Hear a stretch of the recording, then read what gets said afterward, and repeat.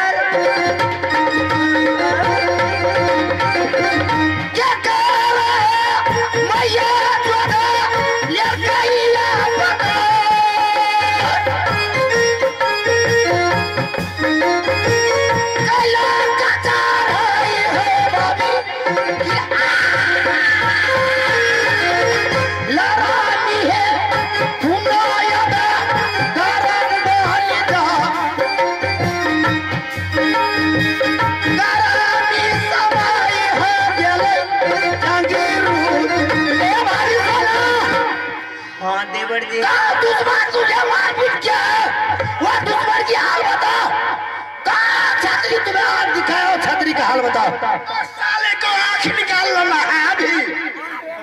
देवर जी, हाँ दूसरा कोई दुश्मन नहीं कुछ किया है। क्या कोई दुश्मन नहीं? महवा क्या बता है क्या है? तो फिर तूने रोक क्यों रही है? स्वामी जी ने मारपीट करके गए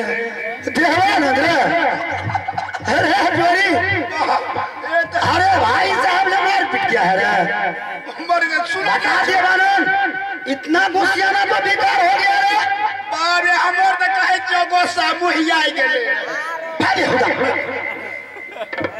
भाभी सोना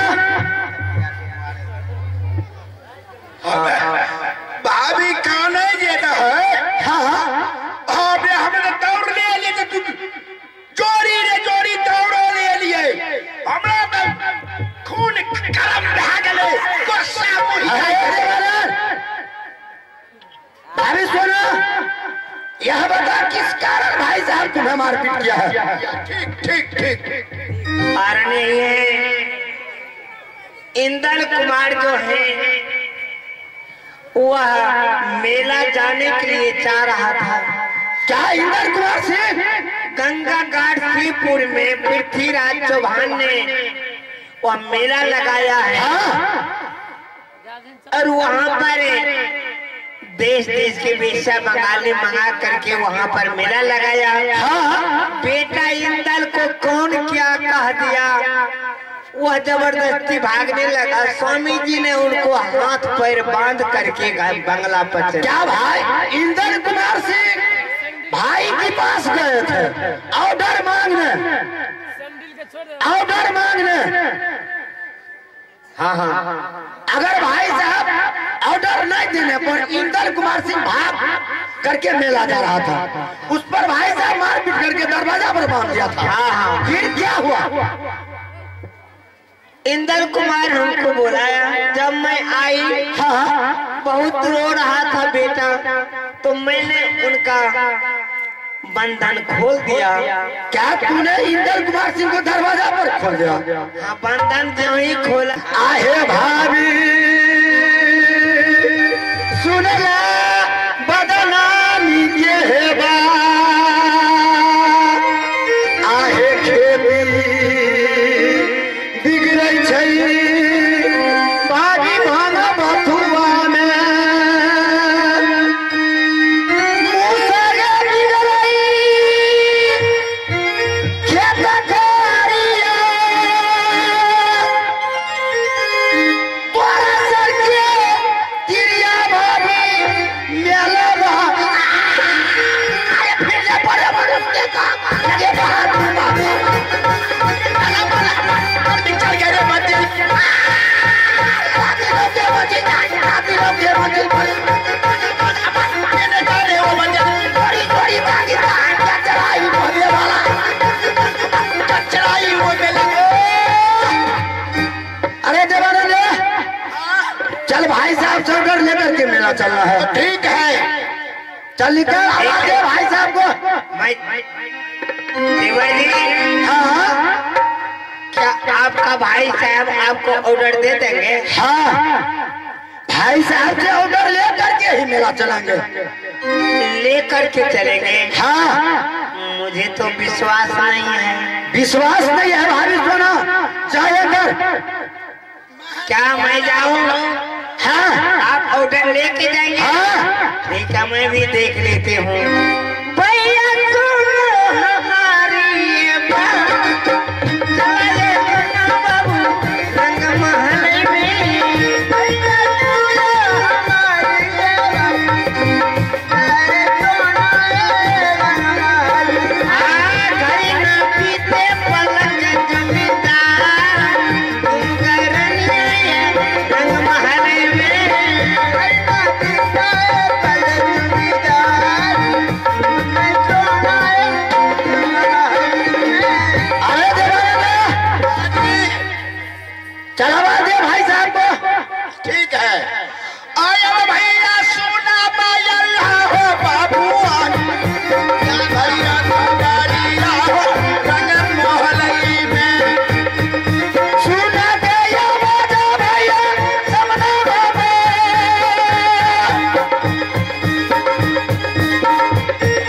सुना के आवाज भैया समना में,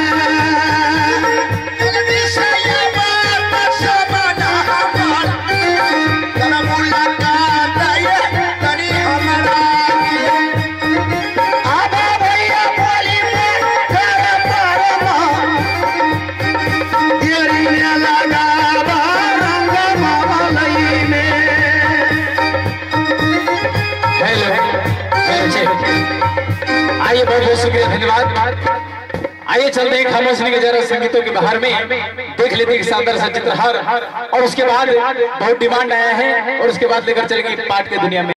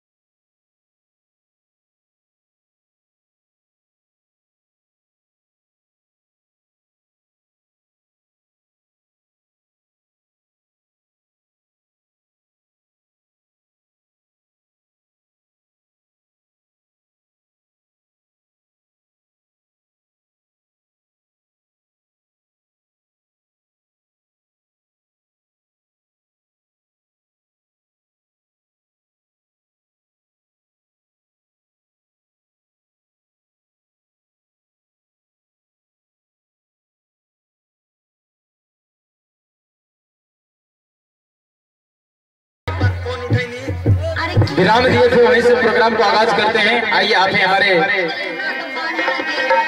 रोल अदा करने वाले, आप लोग कृपया स्टेज पे पधारें। हेलो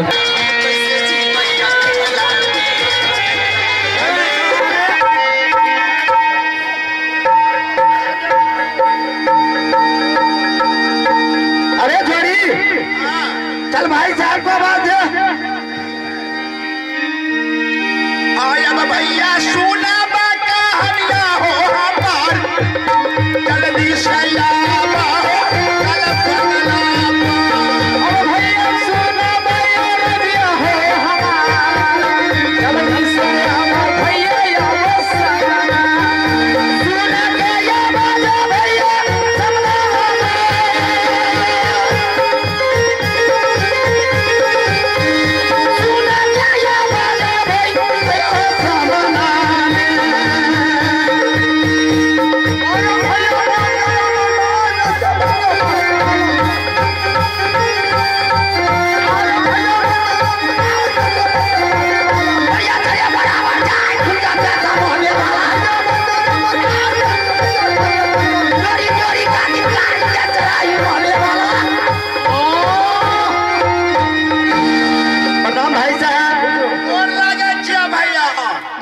क्या बात है? बात कहे वाला बात नहीं छे। बोलो बोलो बात क्या है बोलो। थोड़ी बताओ क्या बात है? भाई साहब बोल।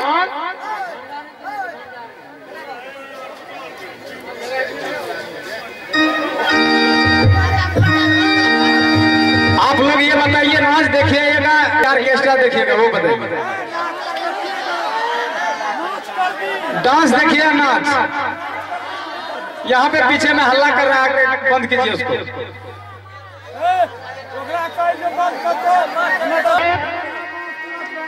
अगर इंद्र कुमार सिंह को मेला में कुछ हो गया तब क्या होगा बताइए।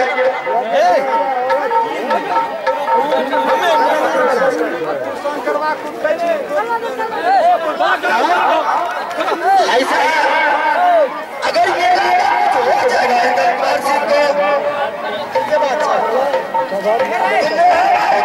छाएंगे भाई साहब। भाई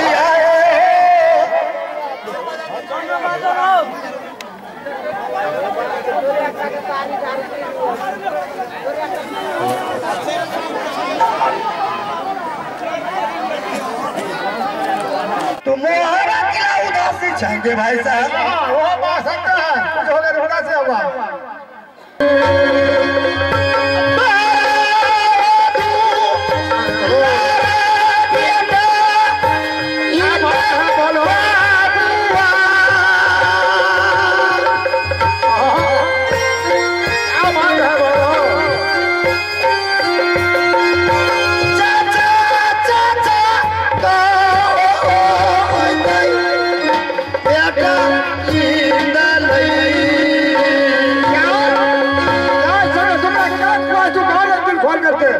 क्या खुआ था तुम्हारा भाई साहब?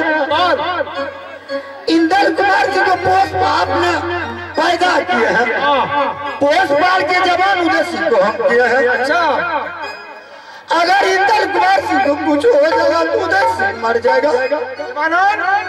इंद्र कुमार से कुछ हो गया तो बहुत कष्ट है, और तुमको जब कुछ हो जाएगा तब क्या होगा तुम्हें बताओ। भाई साहब आप ऑर्डर दीजिए। अगर मेरा जिंदगी रहेगा और तुम्हारा जिंदगी कितना ही रहेगा, कितना जगह लेंगे यहाँ सुहागर भाई कभी नहीं मिलेगा। जोड़ी है सुनो, जो भाई साहब ऑर्डर नहीं जाता देता है ठीक बता नहीं जाएंगे। सुनो जोड़ी, अरे भाई साहब ऑर्डर इसलिए भाई साहब का ही न कहना हुआ तो भाई में एक इंद्र कुमार है। अगर इंद्र सिंह को मरता है तो तुम मरने दो, तुम मर जाओ मोहबा किला से। भाई का कहना यह हुआ। भाई का याद है।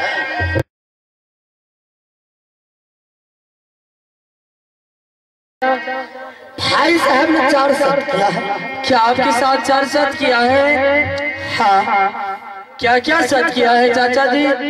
इंदल कुमार सिंह भाई साहब का कहना हुआ, अगर मेला से इंदल कुमार सिंह सुरक्षित मोहब्बत नहीं लाया जाए, हाँ चाचा।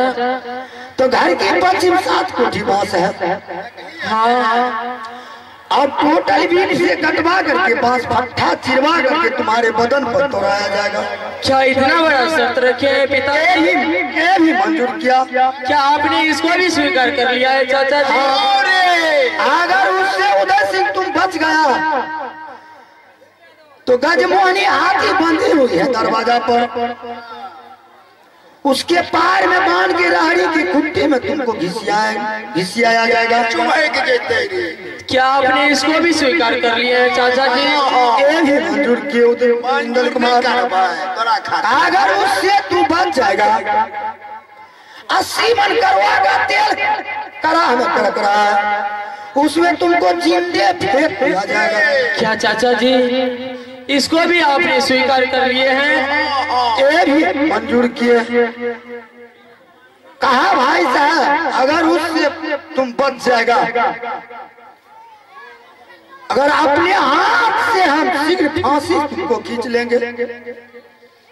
क्या आपने इसको भी स्वीकार कर लिया है चाचा जी? हाँ। ठीक है चाचा जी, हम आप लोग के पीछे से कहीं नहीं जाएंगे। आप लोग आगे आगे मेला देखिएगा, आप लोग के पीछे पीछे हम भी मेला देखेंगे चाचा जी। पीछे जाना कहीं साथ में छोड़ना। बेटा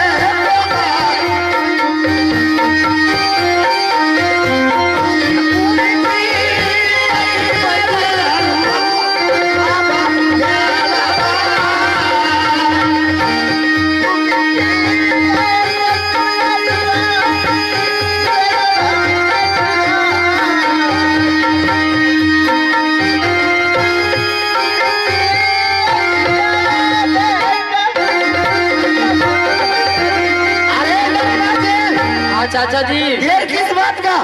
चल निकल मेरा।